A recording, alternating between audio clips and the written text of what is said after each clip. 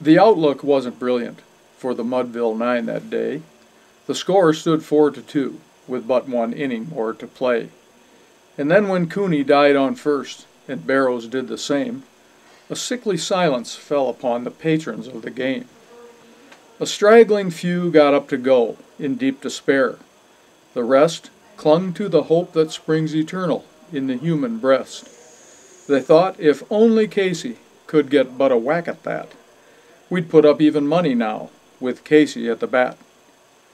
But Flynn preceded Casey, as did also Jimmy Blake, and the former was a Lulu, and the latter was a cake.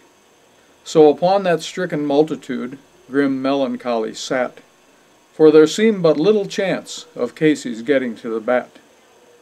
But Flynn let drive a single, to the wonderment of all, and Blake, that much despised, tore the cover off the ball. And when the dust had lifted, and men saw what had occurred, there was Jimmy, safe on second, and Flynn a huggin' third. Then from 5,000 throats and more, there rose a lusty yell.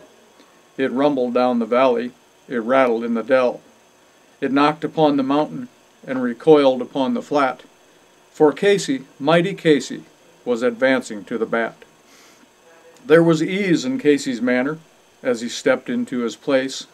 There was pride in Casey's bearing, and a smile on Casey's face.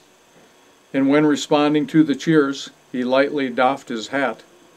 No stranger in the crowd could doubt 'twas Casey at the bat. 10,000 eyes were on him as he rubbed his hands in dirt.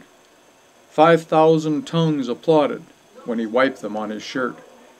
Then while the writhing pitcher ground the ball into his hip, defiance gleamed in Casey's eyes, a sneer curled Casey's lip. And now the leather-covered sphere came a-hurtling through the air, but Casey stood a-watching it in haughty grandeur there. Close by that sturdy batsman, the ball unheeded sped. "That ain't my style," said Casey.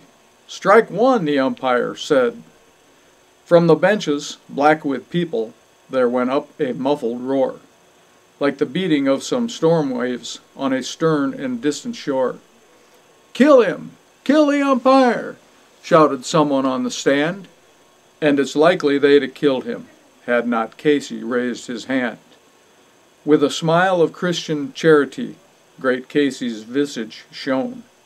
He stilled the rising tumult, he bade the game go on. He signaled to the pitcher, and once more that spheroid flew. But Casey still ignored it, and the umpire said, "Strike two!"